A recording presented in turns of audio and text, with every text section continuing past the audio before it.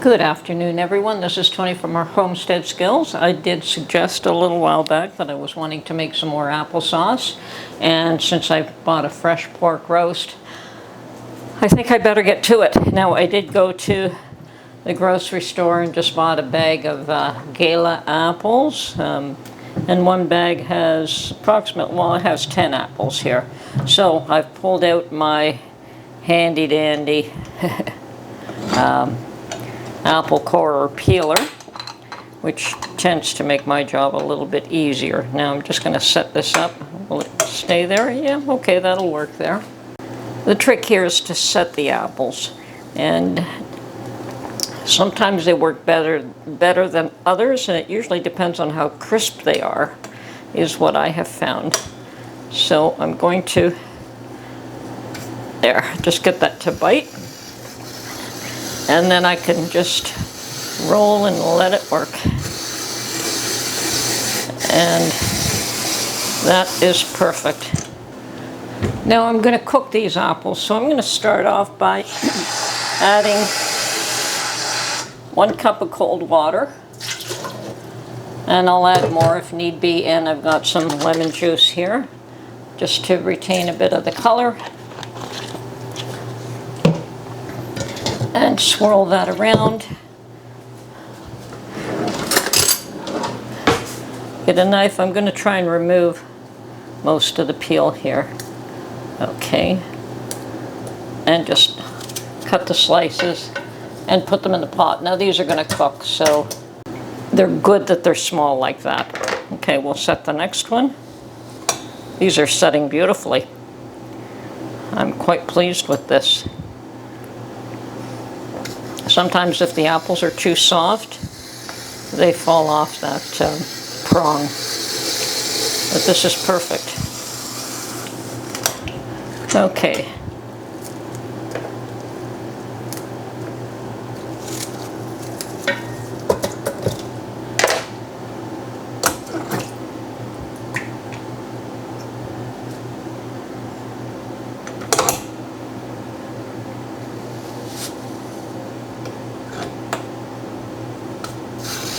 There we go.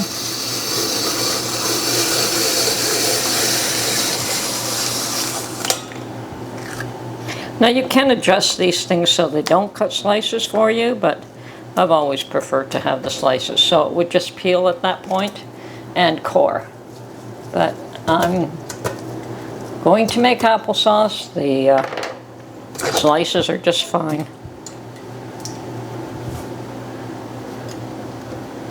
Now, applesauce is one of the easiest things to make. It only needs to be water bath canned.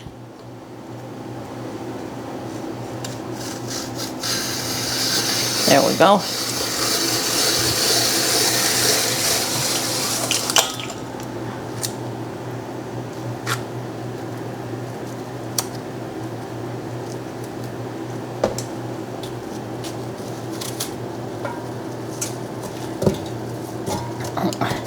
These are perfect for putting in the dehydrator like this too, or in my freeze dryer. I have an affinity for dried apples, so my problem is that I can't stop eating them. Kind of like chocolate.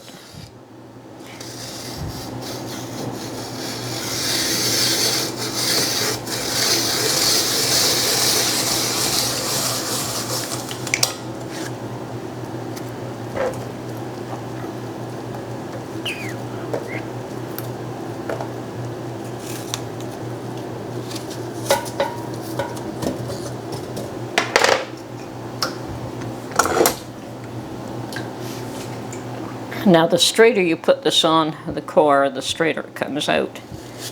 Okay, hope that one works.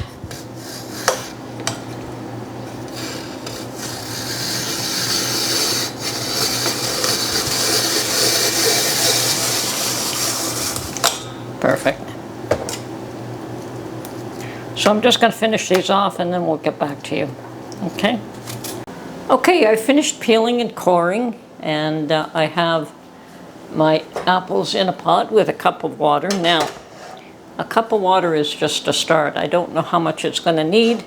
Unfortunately, I can't give precise measurements because some apples are juicier than others, some are drier than others, and same with the sugar. Some are sweeter, some are not as sweet. So it really depends on how sweet you want to make them, and we can test that before you can them up. So you add a little bit of sugar, test it, see if you like it with that sweetness, or if you like it just with no sugar at all, that's fine too. Certainly apples have some sugar themselves. Anyway, I've got it on the stove now. Okay, we want these to cook and to soften up, but we don't want them to burn. So keep an eye on them and stir them occasionally until they're soft. And they're starting to break up. These are still pretty firm. I can tell just by stirring it. Now, you don't have to use my fancy-dancy apple peeler core, although they're not expensive to buy. You can certainly use other tools like this one here, where you can cut it into quarters and core with that. Well, quarters, it's more than quarters. I think we're talking eighths. Certainly you could use that, but then you'd have to peel the apples too by hand. So because I'm turning this into sauce, I'm not trying to do baked apples or something, so I just use this system. I think the other one would be better if you wanted to put baked apples in the oven. I've got 9 jars, and I'm using jam jars. Now, you might think that 10 apples in 9 pint jars or 9 jam jars are not a very large amount of applesauce to be making, and you'd be right. But Mark and I don't go through a lot of applesauce, and I like making it this way because I use up the whole jar in one sitting, and half of it isn't left in the fridge to spoil, which is usually what happens with it when I used to make it in pint jars. So, and I certainly won't make it anything larger than that. So I found that the jam jars for our purposes are perfect. Now, if you have a family of 4 or 5, yeah, you might want larger jars. And by all means, if you have access to a large quantity of apples or harvest time, this is really not harvest time for apples, so I had to buy the few that I have. But if you have access to a bushel or half a bushel, by all means, I would love to do that quantity at once myself. So, okay, I'm tasting this. And a little bit tart. So I do want to add some sugar. Okay, and remember at all times that when you're adding something like sugar and you're doing it without having any exact measurement, to start off with a small amount first. You can always add more. You can't take it away. So I am going to get a large tablespoon, and I'm going to add 3 large tablespoons right now. I think that's a good start, and it might be a good end too.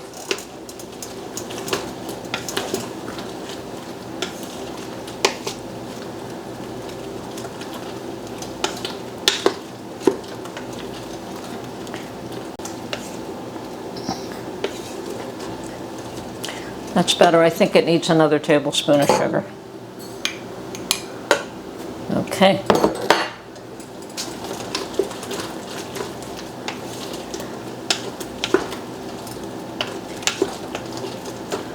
And these have cooked down. I still have some liquid in here. Of course, the apples produce even more liquid. That's why you don't want to start off with too much. I think that they are cooked enough that we can go to the next stage. Okay, these are pretty soft at this point, and you can just keep cooking it until it turns to mush. But I like to speed up the process just a little bit. Okay, so now I'm just going to use a hand blender. That will incorporate the apples, the liquid, everything.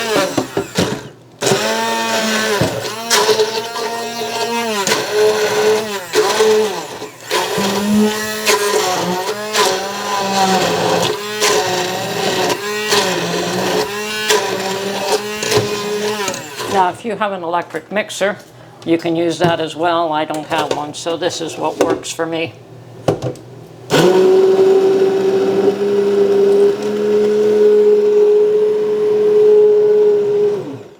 I don't think this is going to make 9 jars.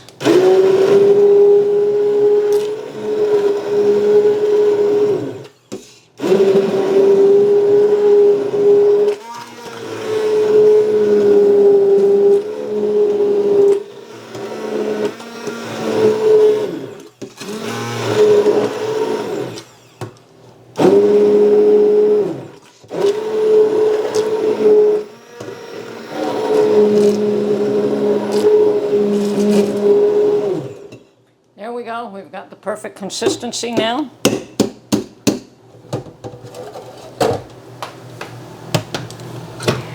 And this is the last chance to taste it before you put it in jars. Well, that is baby food.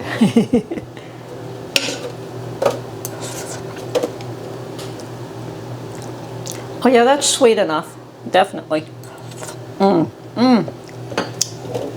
I see another lump I've missed though. Not that it'll hurt anything.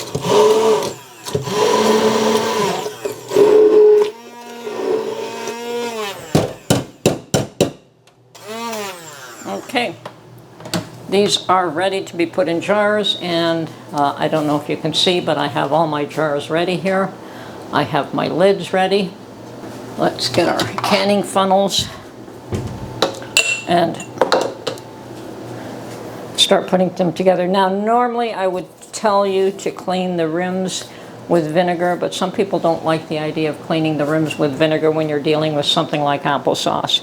So just using a clean paper towel, a damp clean paper towel will work as well. So the first thing I'm going to do is to fill up these jars.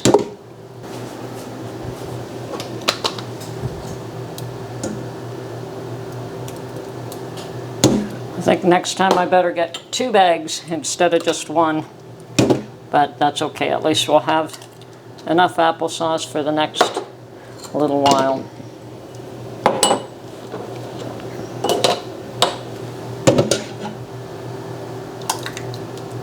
And these were small apples, I suppose.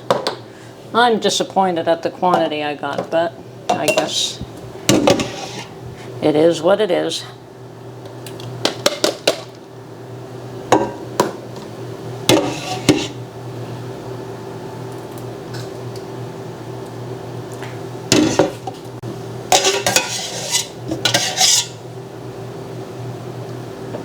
So I got 5 jars. From 10 apples, I got 5 jars. And I should probably make a note of that so I'll know in future how many apples to do to get the required jars that I want. But that'll be good for the next little while. Anyway, that is the process. Now let's can these up. So I'm just going to wipe down the rims. I've got my little magnetic tool. Okay, I've got my lids in hot water. I've got a damp paper towel here. Going to make sure that I have no food residue on the edges of these jars or the lids. And we'll put a ring on. Now, aren't they beautiful? And yeah, you want about 1 inch headspace, half an inch, somewhere in that range. Okay, let's continue.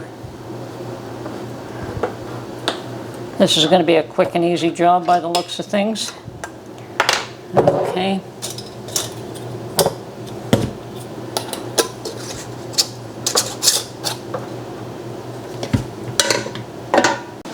Okay, so I have washed out this pot. I do not have a dedicated water bath canner for a number of reasons. I never found I needed one, for one thing. I have enough of very large pots that I can use one of my existing pots. And if I absolutely don't have one that's large enough, I can use my canner as a water bath canner. So, you know, my pressure canner can be used that way. But I still want to put something at the bottom. Now, the difference with water bath canning and pressure canning is in pressure canning, you only put a small amount of water at the bottom of your canner. Depending on your canner, mine takes 3 quarts. I usually put 3.5 quarts. But with water bath canning, it has to cover the top of the jar. So it looks like I've got enough water in there. So no matter how many jars you have, it has to cover the top of the jar. Okay, and I've started off with really hot water here because the applesauce is hot as well, so it's not going to hurt anything. So you want to start off, if your applesauce is hot, use hot water in your pot. If it's cold, use cold water, so that there isn't a different fluctuation of temperature. Okay, so I have verified that to water bath can process applesauce in pint jars, they must be processed for 15 minutes when you're at an altitude of 1,000 feet or less. Just because I'm using half the size of pint jars doesn't mean I get to can it for less time. Always can it for the pint jars, even if you use a smaller size. And we definitely have to wait till this comes to a boil, then we count 15 minutes. Okay, so my water has come to a boil, and now I'm going to start my timer. Okay, our timer has gone off. We've completed the 15-minute processing time, and now we can take these out.